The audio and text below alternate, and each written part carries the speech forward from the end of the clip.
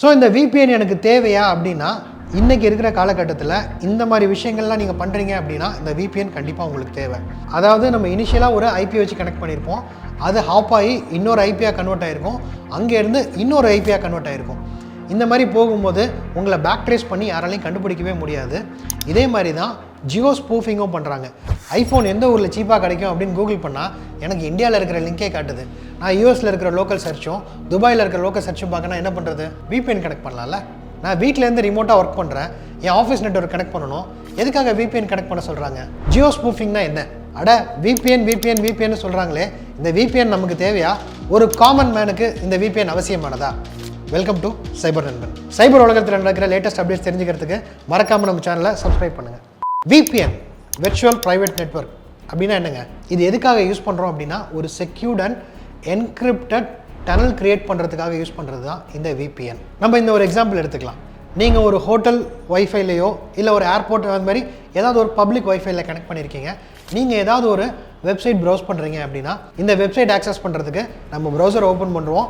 அங்கே உங்களோட URL enter பண்ணிங்கன்னா ஃபஸ்ட்டு அங்கேருந்து உங்கள் ISPயோட DNS சர்வருக்கு ரீடைரக்ட் ஆகும். அந்த DNS சர்வரில் உங்களோட FQDNக்கு ஈக்குவலாக இருக்கிற IP அட்ரஸை அது கொடுக்கும். அதுக்கப்புறம் அந்த IP அட்ரஸ்க்கு டைரெக்டாக கனெக்ட் பண்ணுவீங்க. இந்த கம்யூனிகேஷன் எல்லாமே நீங்கள் பப்ளிக் வைஃபைல இருந்தீங்கன்னா வேறு யாராலையும் ஈஸியாக ட்ராக் பண்ண முடியும். உங்களுக்கு இங்கே ப்ரைவசி வேணும் அப்படின்னா நீங்கள் ஒரு VPN கனெக்ட் பண்ணிட்டீங்கன்னா உங்களோட சிஸ்டம்லேருந்து டைரெக்டாக அந்த VPN சர்வர் ஃபஸ்ட்டு கனெக்ட் ஆகும். இந்த VPN சர்வர் கனெக்ட் ஆனதுக்கப்புறம் உங்களோட ரெக்வஸ்ட் எல்லாமே அந்த பர்டிகுலர் VPN சர்வர்லேருந்து மட்டும்தான் போகும். உங்களோட எண்ட் யூசர் கிளைண்ட்டுக்கும் இந்த VPN சர்வருக்கும் நடுவில் ஒரு செக்யூர் டனல் கிரியேட் ஆயிரும். இந்த டனலில் இருக்கிற இந்த டிரான்சாக்ஷனையும் வேறு யாராலையும் ஸ்னிஃப் பண்ணி உள்ளே வர முடியாது. இது வந்து ஒரு செக்யூர்டான சேனல். இந்த VPNல கனெக்ட் பண்ணதுக்கப்புறம் நீங்கள் ஒரு நெட் பேங்கிங்கில் டிரான்சாக்ஷன் பண்ணுறீங்க அப்படின்னா கூட தைரியமாக பண்ணலாம். ஏன்னா இது வந்து என்கிரிப்டட் அண்ட் செக்யூர்ட் சேனல், வேறு யாராலையும் இதை வந்து ஸ்னிஃப் பண்ண முடியாது. இந்த VPNோட இன்னொரு அட்வான்டேஜ் என்ன அப்படின்னு பார்த்தீங்கன்னா, உங்களோட இந்த VPN சர்வரோட லொக்கேஷன் வந்து இந்தியாவில் தான் இருக்கணும் அப்படின்னு அவசியம் இல்லை. நீங்கள் குளோபலி இதில் எந்த VPN சர்வர் வேணால் செலக்ட் பண்ணிக்கலாம். நீங்கள் இங்கேருந்து லண்டனில் இருக்கிற ஒரு சர்வரில் கனெக்ட் பண்ணிங்க அப்படின்னா உங்களோட டிரான்சாக்ஷன் எல்லாமே அந்த சர்வர்லேருந்து தான் போகும். உங்கள் ISPயால் கூட நீங்கள் என்ன பண்ணிகிட்ருக்கீங்க அப்படிங்கிறத கண்டுபிடிக்க முடியாது. சரி, இதில் வேறு என்னெல்லாம் அட்வான்டேஜ் இருக்குது அப்படின்னு பார்த்தீங்கன்னா, இப்போ சில கண்டென்ட் அந்தந்த கண்ட்ரிலேருந்து மட்டும்தான் உங்களால் ஆக்சஸ் பண்ண முடியும், சில கண்ட்ரிலேருந்து ஆக்சஸ் பண்ண முடியாது. அப்படிங்கிறப்ப நீங்கள் என்ன பண்ணலான்னா, இந்த VPN கனெக்ட் பண்ணும்போது அந்த கண்ட்ரியோட லோக்கல் லொக்கேஷனில் நீங்கள் கனெக்ட் பண்ணணும். அதுக்கப்புறம் நீங்கள் அந்த கண்டென்ட்டை ப்ரௌஸ் பண்ணீங்க அப்படின்னா உங்களால் ப்ரௌஸ் பண்ண முடியும். அது ஒரு ஆடட் அட்வான்டேஜ்.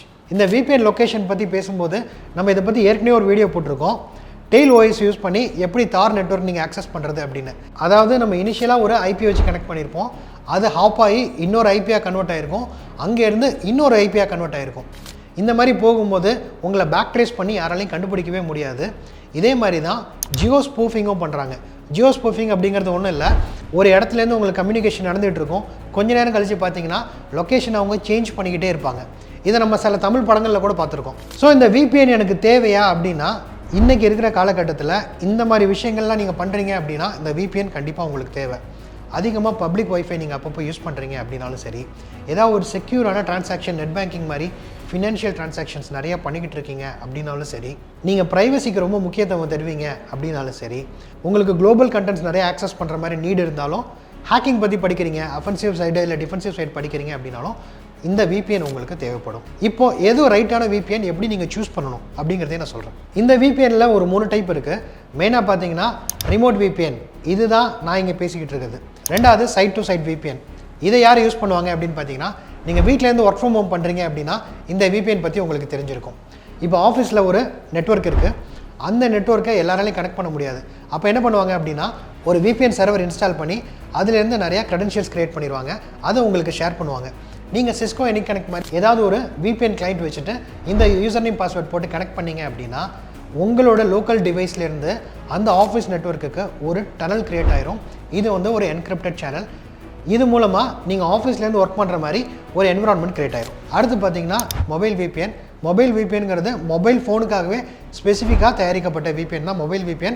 இதுவும் வந்து ஒரு ரிமோட் ஆக்சஸ் VPN தான். ஸோ இந்த VPNல பார்த்தீங்கன்னா 2 வகை இருக்குது. ஃப்ரீ VPN இருக்குது, பெய்ட் VPN இருக்குது. இது ரெண்டுக்கு என்ன டிஃப்ரென்ஸ் அப்படின்னா, ஃப்ரீயாக VPN கிடைக்கும் போது நம்ம எல்லாருமே அதை தான் ப்ரிஃபர் பண்ணுவோம். ப்ரோட்டான் VPN, ஹைட்மி, இந்த மாதிரி நிறைய VPN இருக்குது. பட் இதில் என்ன பிரச்சனை அப்படின்னு பார்த்தீங்கன்னா, ஃப்ரீ VPNல ஒரு ரெஸ்ட்ரிக்ஷன்ஸ் இருக்கும். பேண்ட்வித் ரெஸ்ட்ரிக்ஷன் இருக்கும், ஸ்பீடு ஸ்லோவாக இருக்கும். ஏன் ப்ரோ ஸ்பீடு ஸ்லோவாக இருக்குது அப்படின்னா, நீங்கள் உங்கள் சிஸ்டம்லேருந்து டேரெக்டாக எதையும் கனெக்ட் பண்ணாமல் ஒரு VPN சர்வர் கனெக்ட் பண்ணுறீங்க, அங்கேருந்து உங்கள் நெட்வொர்க் போகுது.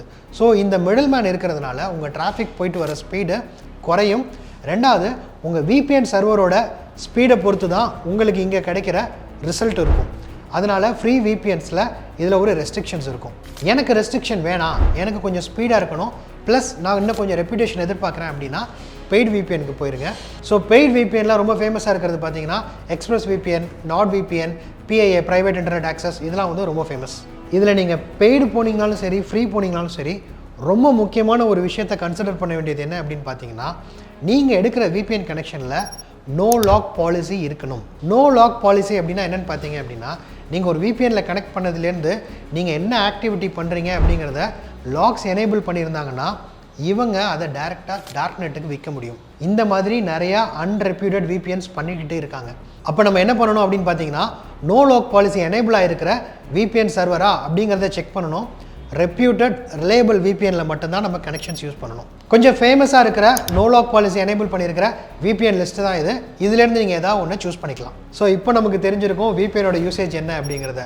இனிமேல் பப்ளிக் வைஃபைல இருக்கீங்க, இல்லை உங்களுக்கு ப்ரைவசி முக்கியம் அப்படின்னா கண்டிப்பாக ஒரு VPN யூஸ் பண்ணுங்கள்.